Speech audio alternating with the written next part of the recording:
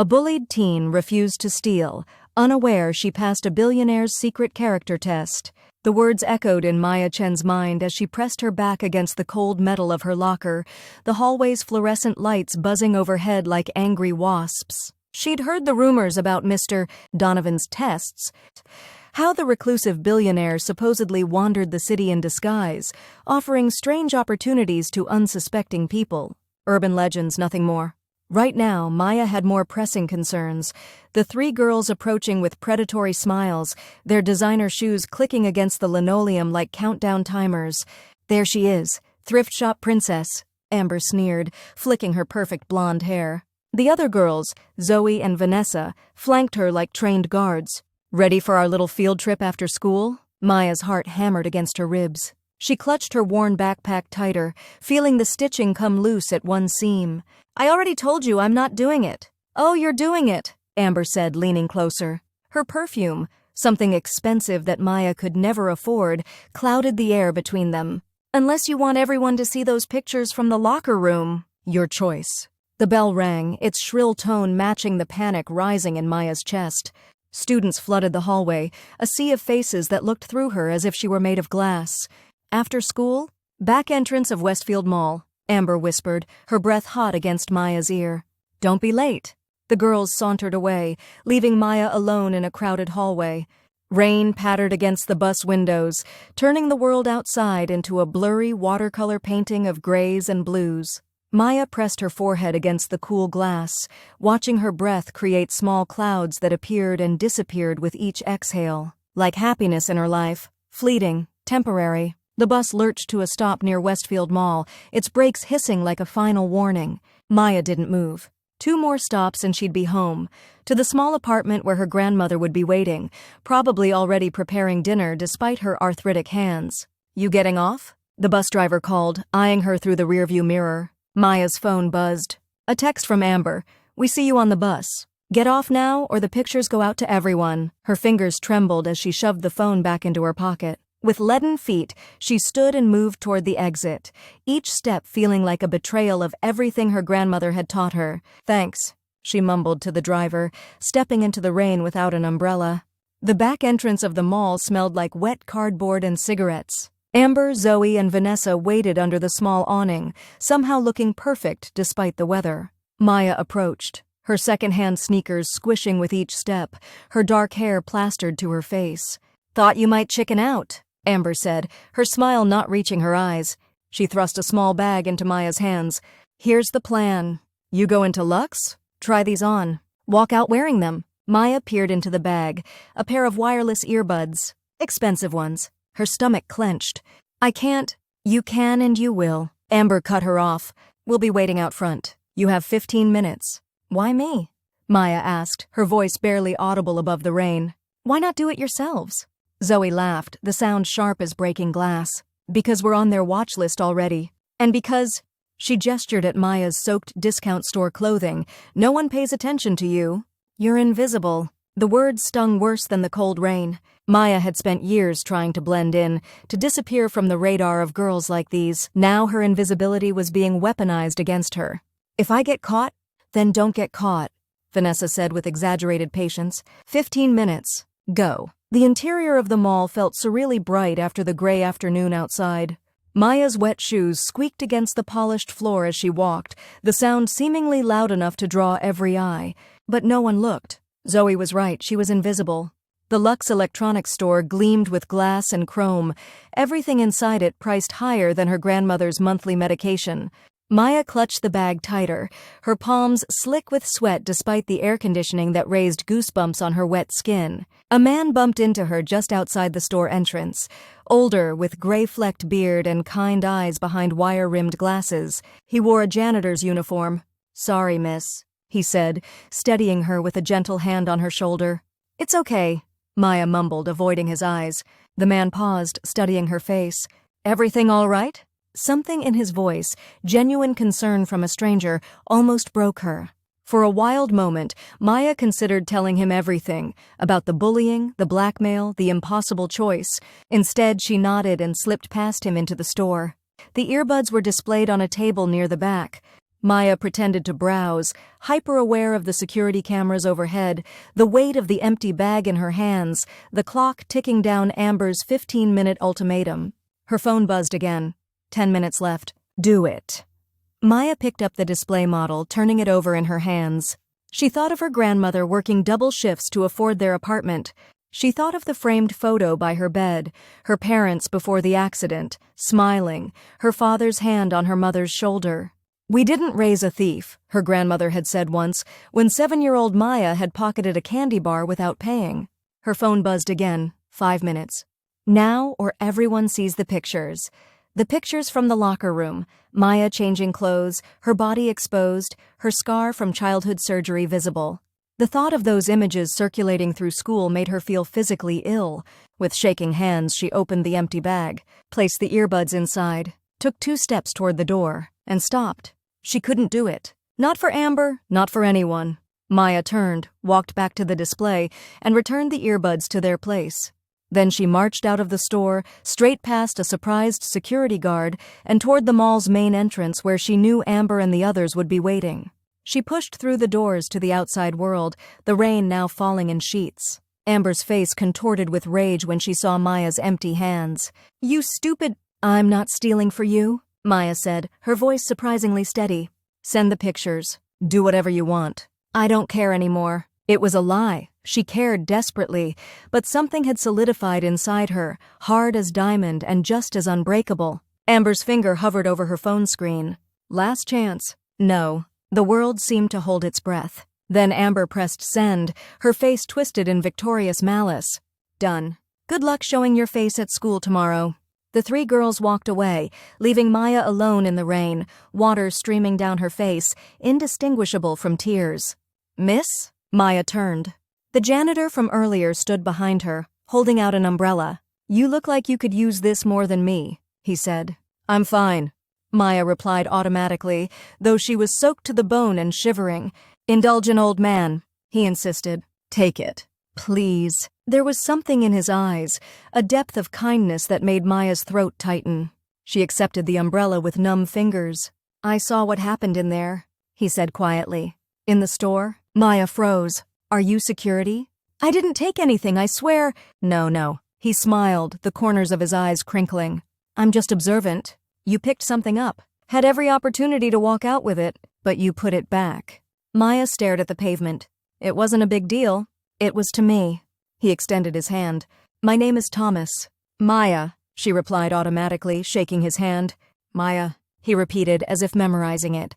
"Would you like a cup of coffee? There's a cafe just inside." My treat. Every warning about strangers flashed through Maya's mind. But there was something about this man that felt safe, genuine in a way few people in her life had ever been. "I should get home. My grandmother will worry." "Call her," Thomas suggested. 10 minutes. That's all I ask." Maya hesitated, then nodded. 10 minutes. The cafe was warm and smelled of cinnamon and coffee. Maya sat across from Thomas, her hands wrapped around a steaming mug, her wet clothes slowly drying in the heated air. "So," Thomas said after she'd called her grandmother, "those girls, friends of yours?" Maya laughed, a short, bitter sound. "Not exactly." "They wanted you to steal something?" She nodded, staring into her coffee. "They have pictures of me, embarrassing ones. They said they'd share them if I didn't." Thomas's face darkened. "Blackmail. It doesn't matter now. They already sent them." Maya's voice caught. "By tomorrow, everyone at school will have seen them. I might be able to help with that," Thomas said carefully. Maya looked up, suspicious. "How?" Instead of answering, Thomas pulled out a business card and slid it across the table. It was simple, elegant, bearing only a name and phone number. The name wasn't Thomas. Alexander Donovan. Maya read aloud, disbelief coloring her voice. "As in—" "Yes," he said simply. "You're not a janitor." A small smile. "Not usually, no." Maya pushed the card back toward him. "Is this some kind of joke?" "No joke." His voice had changed subtly, more refined, the carefully cultivated casualness gone. "I spend 1 week each month moving through the city incognito, observing, learning. Why? When you have the resources I do, it becomes difficult to see people clearly. Everyone wants something. I needed a way to find people who are genuine, regardless of what they might gain from me." Maya frowned.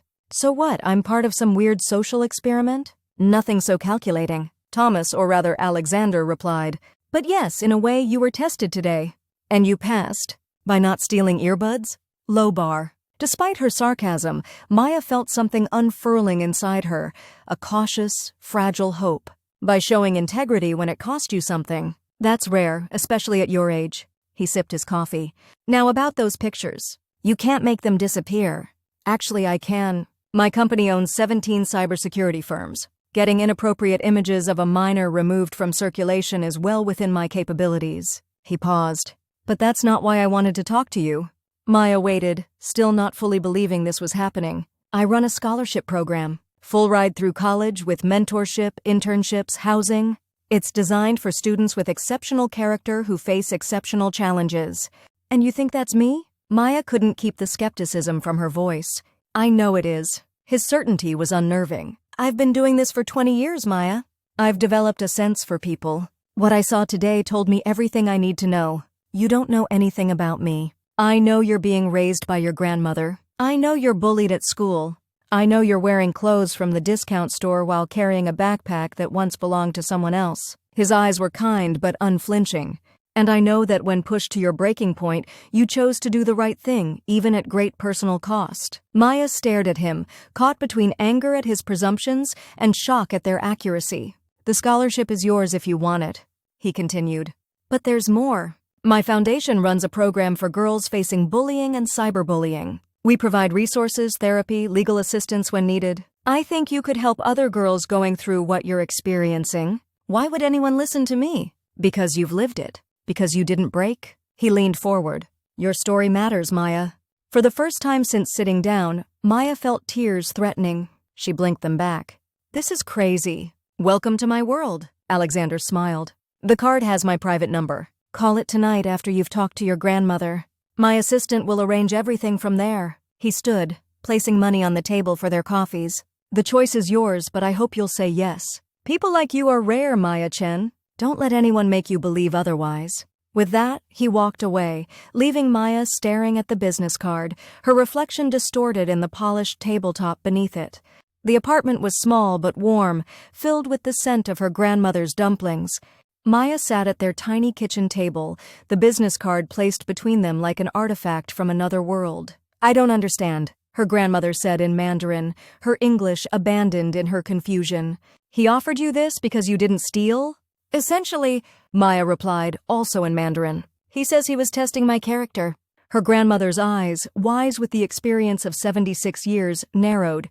Rich men and their games. What does he really want? Maya had been asking herself the same question. I think he just wants to help. No one just wants to help, child. Everyone wants something. Maybe he wants to feel good about himself. Maybe he's lonely. Maybe he really believes in this scholarship program. Maya traced the embossed lettering on the card. Does it matter if it means I can go to college? If it means we don't have to worry about money? Her grandmother sighed, the sound heavy with a lifetime of hard-earned caution. It matters that you go into this with open eyes. I will, Maya promised. But Nai, what if this is real? What if this changes everything? The older woman reached across the table, her hands, wrinkled, spotted with age, beautiful to Maya, covering her granddaughters. Then we will face that change together as we have faced everything else. Maya called the number that night, half expecting it to be disconnected or to reach a pizza shop. Instead, a crisp, professional voice answered, Mr.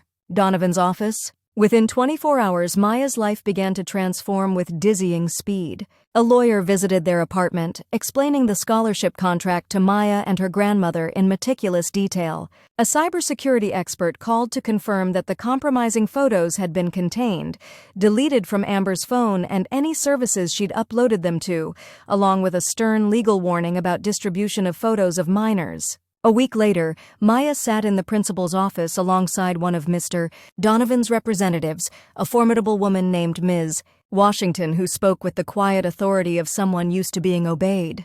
These 3 students have been engaging in sustained harassment and blackmail, Ms. Washington explained, placing a folder on the principal's desk. We have documented evidence. Either the school addresses this appropriately, or the Donovan Foundation will be forced to escalate the matter legally. The principal, who had ignored Maya's previous complaints, nodded frantically. Of course. We take bullying very seriously here at Westridge, Maya caught Ms. Washington's subtle eye roll. By lunchtime, Amber, Zoe, and Vanessa had been suspended pending an investigation. By the end of the week, they were enrolled in mandatory counseling and community service, and Maya, for the first time in years, walked the school hallways without fear. Spring melted into summer. Maya began working at the Donovan Foundation's youth center, sharing her experience with other teens facing bullying. Each time she spoke, the words came easier, her voice grew stronger. "The hardest part," she told a group of girls one afternoon, "isn't standing up to the bullies. It's standing up for yourself first, believing you deserve better." From the back of the room, Alexander Donovan listened, unannounced and unnoticed. He smiled. 3 years later, Maya stood at a podium, addressing the incoming class of Donovan scholars, 50 students from across the country, each with their own story of resilience. "You might wonder why you're here," she began, her voice steady and clear. "Why, out of thousands of applicants, you were chosen. I wondered the same thing when I stood where you're standing now." The grand hall of the Donovan Foundation headquarters gleamed with polished marble and soft lighting. In the front row, her grandmother sat proudly beside Alexander, who had become something between a mentor and family friend over the years. "The answer is both simpler and more profound than I initially understood," Maya continued. "You're not here because you're perfect. You're here because when faced with impossible choices, you chose integrity. When given the chance to take the easy way out, you took the harder path instead." She looked out at their faces, nervous, hopeful, disbelieving, and recognized her younger self in each of them. 3 years ago, I was a bullied teen who refused to steal, unaware that I was being watched, unaware that small choices can change the trajectory of a life. I didn't know then what I know now, that character isn't built in grand moments of heroism, but in quiet moments when no one is watching, or when you think no one is watching. Maya smiled, feeling the full circle of her journey in this moment. "Today marks the beginning of your transformation. You've already shown who you are at your core. Now you get to discover who you can become when someone believes in you as fiercely as you've believed in yourselves." In the audience, Alexander Donovan listened to the confident young woman speaking, so different from the rain-soaked, frightened girl he'd met outside a mall 3 years ago. His character tests had discovered many promising young people over the years, but few had blossomed quite like Maya Chen. As she concluded her speech to thunderous applause, he caught her eye across the room and gave a small nod of pride. She returned it with a smile that carried all the warmth of someone who had found her place in the world, not just as a recipient of kindness, but as its amplifier. Outside, the afternoon sun broke through clouds, casting the city in golden light. Inside, 50 lives stood at the threshold of transformation, just as Maya's had once stood. All because a bullied teen refused to steal, unaware she had passed a billionaire's secret character test.